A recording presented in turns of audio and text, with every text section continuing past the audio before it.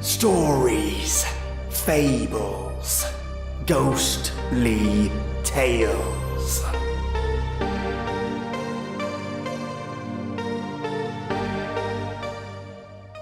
Letters. Ah, yes. The old literature that refuses to die. A letter can bring you closer to what you love, push you farther away from those you hate, and be a tool of reflection and deep thought, a method of meditation. Listeners, today's episode is different. Yes, another shake-up, one that I hope you'll enjoy. I'm reading from Unsent Letters, letters that have been posted online anonymously and tackle subjects on love, rape, regret, loss, and more that have never been read or reached the ears of those who the letters are intended for. Today I will take you on a journey whose road is paved of parchment, ink, and a snifter of melancholy. But at the end, I wanted to throw you all a curveball whilst keeping to the theme of letters. At the end of Unsent Letters, I have chapter 1 of Letters to My Cat by Helen Maria Hunt Jackson, written in 1879, which I hope brings a smile to your face and a feel-good feeling. So turn the lights on low and let these letters speak to you. The names of those who posted these stories will remain anonymous, out of respect. These letters contain adult themes such as sexual abuse, rape, and more. Please keep children well away from this episode. 20 years ago today.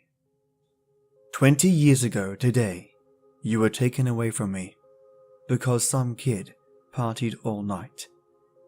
I've missed you every day since. I went pretty crazy after you died. Honestly, I don't remember much of the first year I was alone. The next 10 years I drank myself into a coma every day, just to sleep at night. I tried to replace the emptiness with several different people. None could ever fill the emptiness you left. I live alone now, and I am finally content with my life. I can only wait for the day that we meet again. If you're having a bad day, dear stranger, I am terribly sorry you're experiencing a rough patch in life. You may have tried to mask your pain, but something told me you could use some encouragement. You're probably not where you expected or wanted to be at this point in your life, but that is the case for nearly everyone. But the point is that you've bravely mastered life so far, and if you can do that, then you can certainly survive today. Some days are worse than others, but you are strong. I have faith that things will get better for you. It may take a few days or weeks, but there will be a light at the end of the tunnel. You will survive today, because you have survived every other rough day. You may not know it, but you have said something nice to a stranger in the past that brought them happiness. I am simply hoping that this letter brings some amount of joy to your day, because everyone deserves to smile. I myself have experienced a day so rough, I didn't think I'd survive, literally. But I was strong enough to make it out alive, and you are too. There are people you care about, and many people care about you. If you're not at that point of despair, then that alone is something to be thankful for. And if you are at that point, I know what it's like to be so suicidal. You want to live, but cannot find a single fiber of your being that wants to be on earth anymore. I am telling you now, it gets better. It truly does. Life can be a magnificent experience if you surround yourself with a good support group. Days or weeks will pass, and so will this feeling. You'll walk outside and notice the trees growing. Think about how many years it took to be that size. The weather is often cold, and the wind pushes and pushes the trees, but yet it stands tall, with roots spreading through the ground. There will be days you feel tall and strong like the tree, and there will be days like today. You can make it through. I know you can. Everyone deserves to be happy, but without sorrow, we would not appreciate our happiness. I would like to leave you with a reminder. You are loved. Have a blessed life, stranger. To my rapist. When most people think of older brothers, they think overprotective, irritating, or loving. When I think of you, I think of pain and fear and hatred. I was 10. You were 15. How did you think it was okay to use me like I was a sex toy? Even worse, you used your status as only son to get mum and dad to believe I was a compulsive liar. That's on you and on them. I tried to kill myself 3 times after they made me apologize to you. Mum and dad thought it was depression, but you had to know the truth. Why didn't you stop? Why couldn't you leave me alone? I lived in fear until you left for college. Mum and dad thought the tears were from sorrow at seeing you go, but they were tears of relief. My hell was finally over. It took years to become okay with the smallest of sexual acts. I'm finally to the point where I can enjoy, reciprocate, and relax during sex. But it took me 12 years to get there. Thank you, older brother, for making me strong enough to survive what you put me through. And when the devil finally takes your soul, I hope you know your little sister is cheering him on. Your baby sister. Why did you message me? I was starting to get over you. You were beginning to fade out of my head and into the deep abyss you deserve to be in. I felt good, ready for a new start. You ruined it all over again. Friday night, I was at a friend's house at a party, having a great time. Drunk off my ass, of course, and a little high off edibles. No bad trip. All was amazing. I was laughing hard, dancing with my friends, living as a normal 20-year-old should. You messaged me, asking if I had cut my hair. Yes, I did. I cut it because of you. Because I needed some kind of new thing to raise the confidence you stripped from me. What little I had. Why did you talk to me Friday? Why did you ask me how I was doing and tell me how you were? You were so fucking casual, as if nothing had happened between us. There was no, I'm sorry I hurt you, or let's have coffee, or I hate everything about you, go away. No questions. You just asked why I was sad, and I wouldn't tell you. Why should I? Are you trying to pick something out of me? Trying to figure out how I've been feeling, so you can have some kind of self-gratification or satisfaction over the fact that I do, in fact, care about you a lot, even if I don't let it show. You left me. Don't come back if you have nothing to say. Letting go. I wish I can tell you that I still care about you. I always will. Even though we tried to be friends, it was never going to work out that way. We didn't treat each other like friends and we barely spoke. I yearn for us to be the way we used to when we first met, but that's naive of me. Our final talk, I know I had a choice of us still staying friends, but I knew it was best if we weren't. I never thought letting you go would hurt so much. You deserve to be happy with someone who can fulfill your loves and desires. I'm sorry I couldn't, because I was too afraid. I just wanted the best for you and I hurt you too many times to count. This time, you said you didn't care about me anymore, and I'm glad. Thank you for distancing yourself from me. Thank you for everything you've done for me.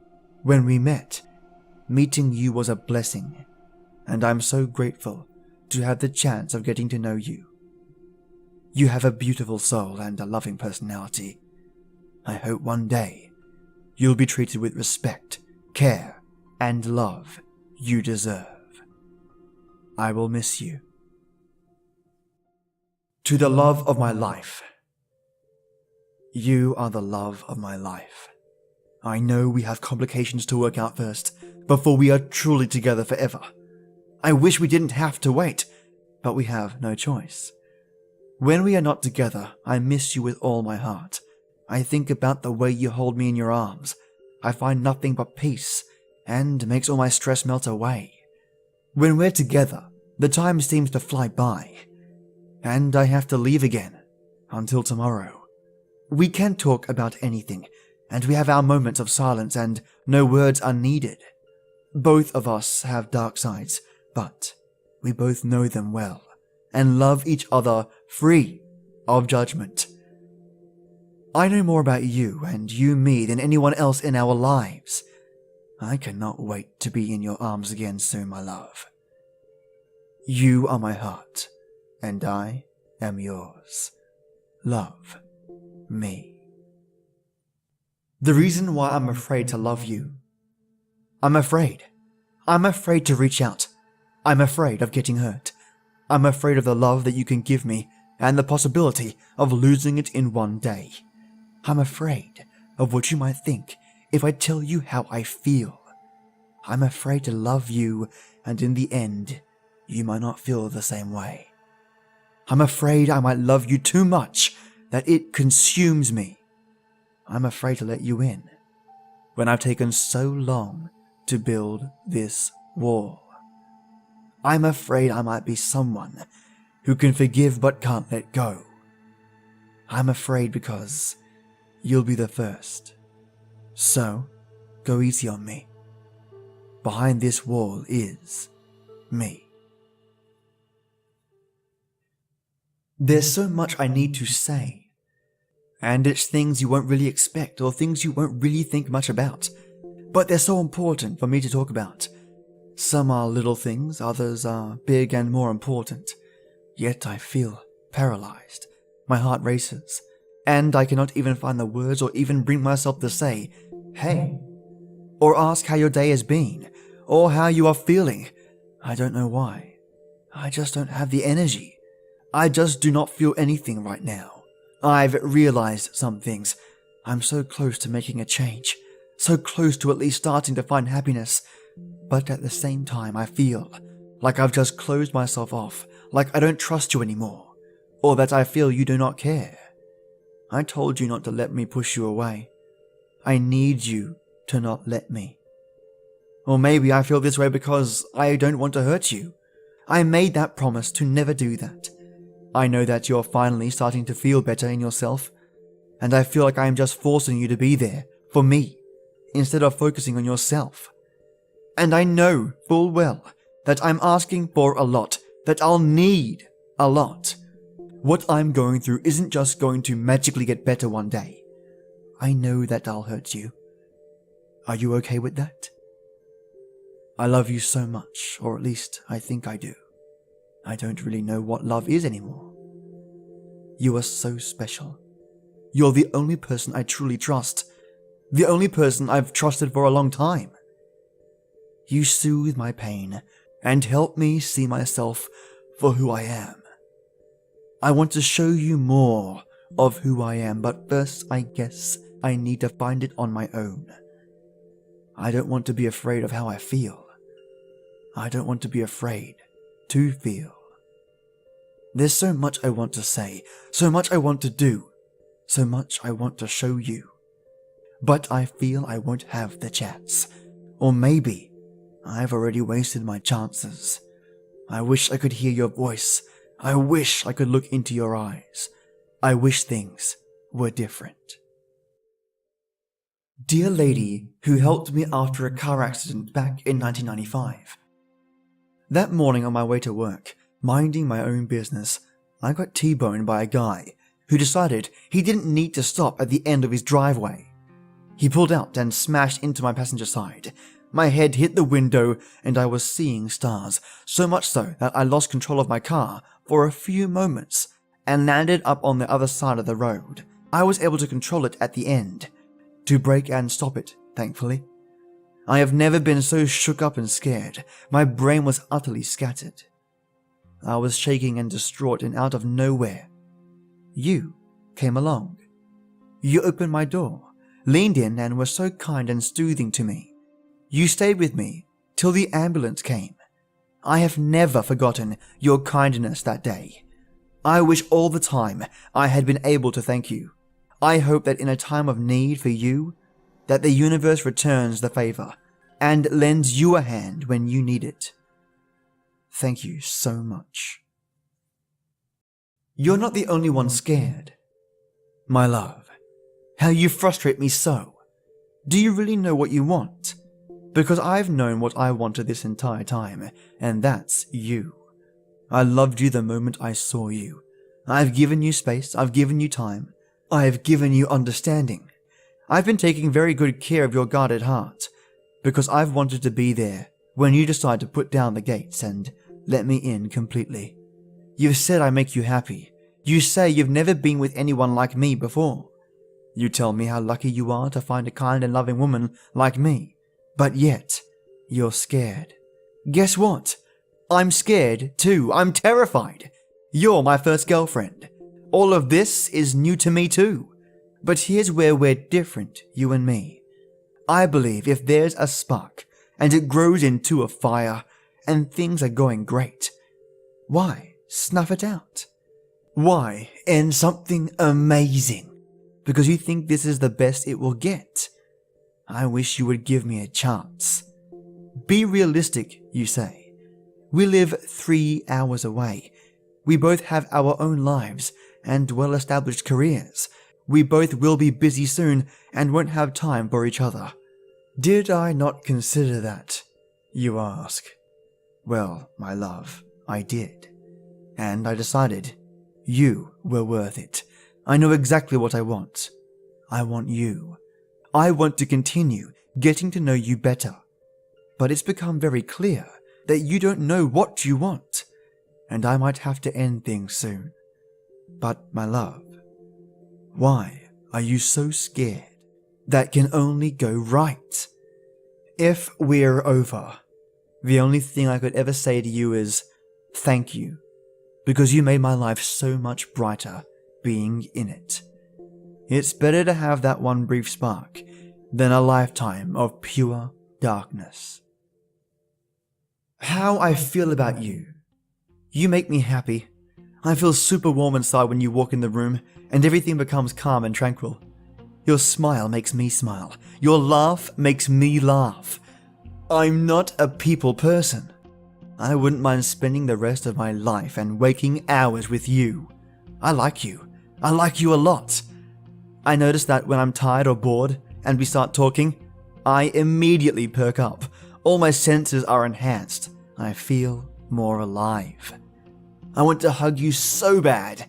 I want to lie in bed with you and watch you play video games while I hug and cuddle you. I want to watch movies on the couch with you, take cooking lessons, bake together, go grocery shopping together.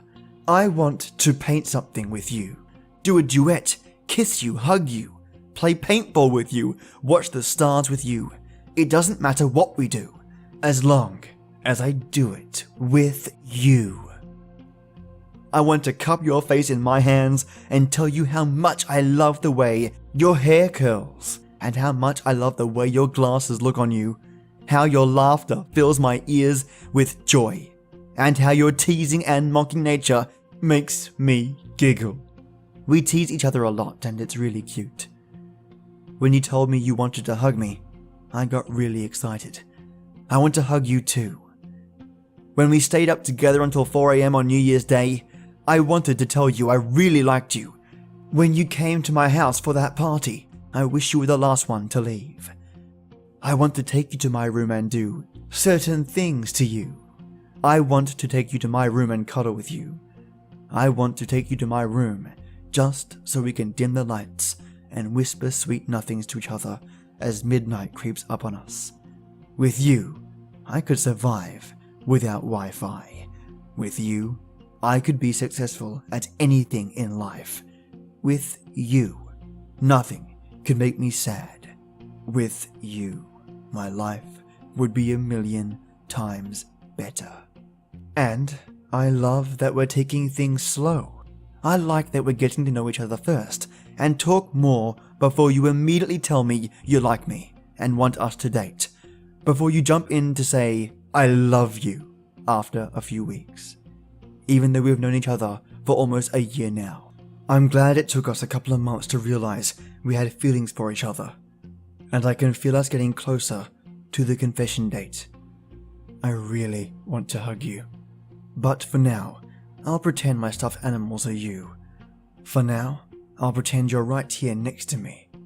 For now, I'll pretend we both confessed and are living our best lives together. Thank you for always looking out for me, caring, making me laugh, and just being a great person. I really like you. Good night.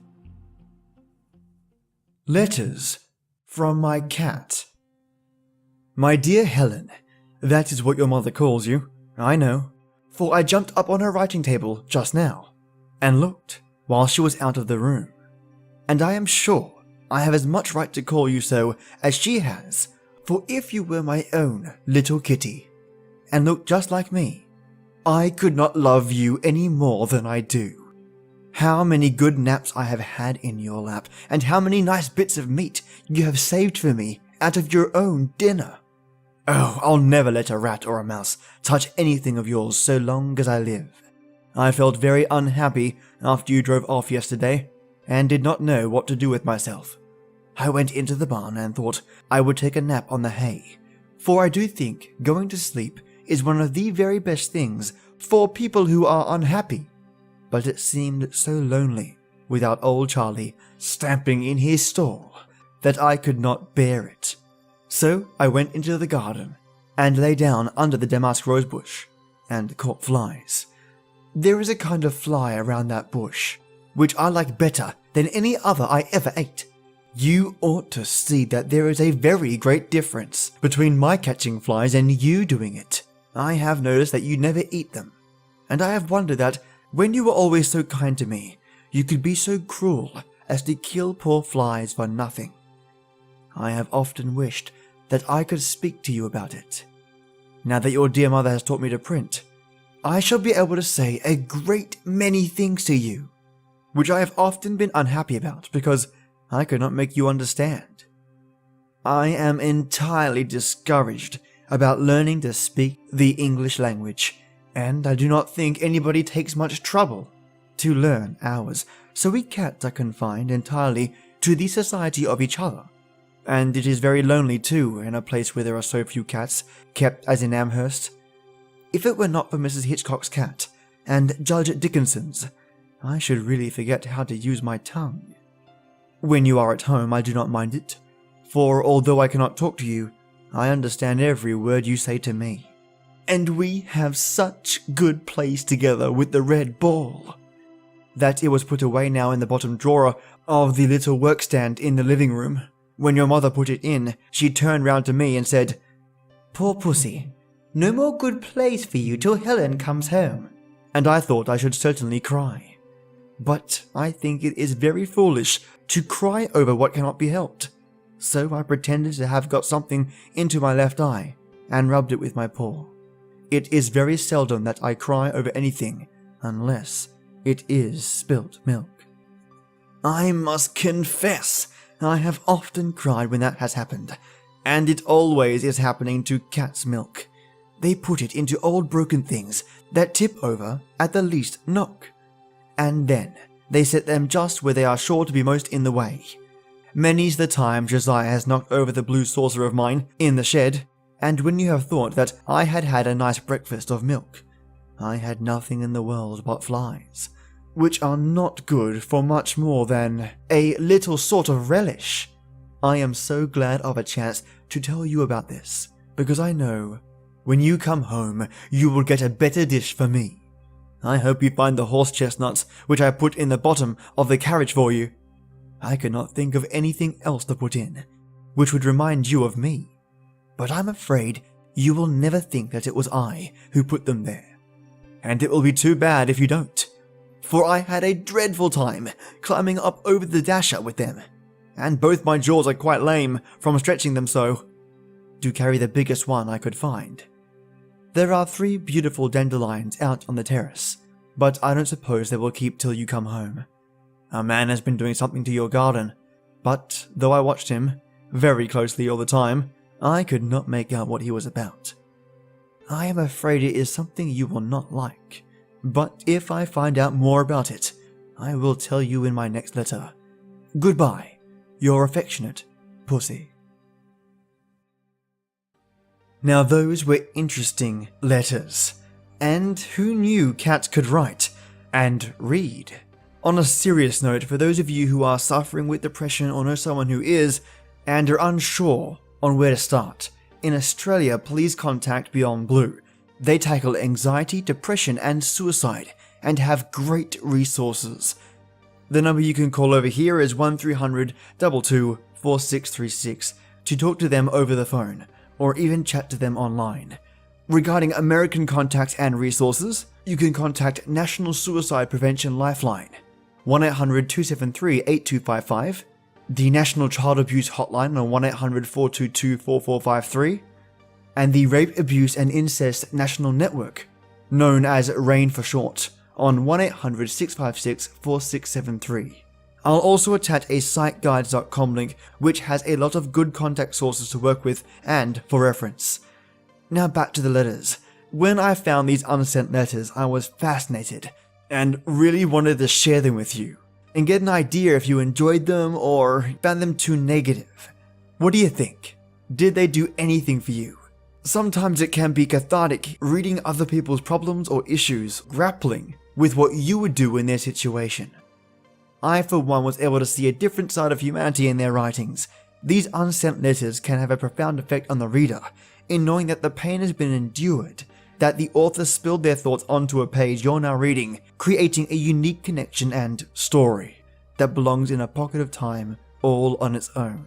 That's why I enjoy unsent letters in general. They are a time capsule of emotion, intent, and motivation, whether it's positive or negative. No story is quite like the other.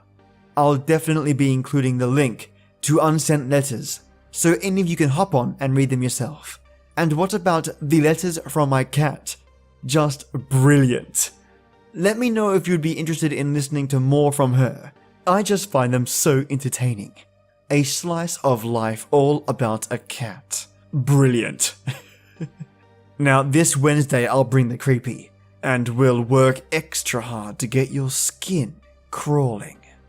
So have yourself a devilish night, my ghouls, and I'll see you shortly for something creepy.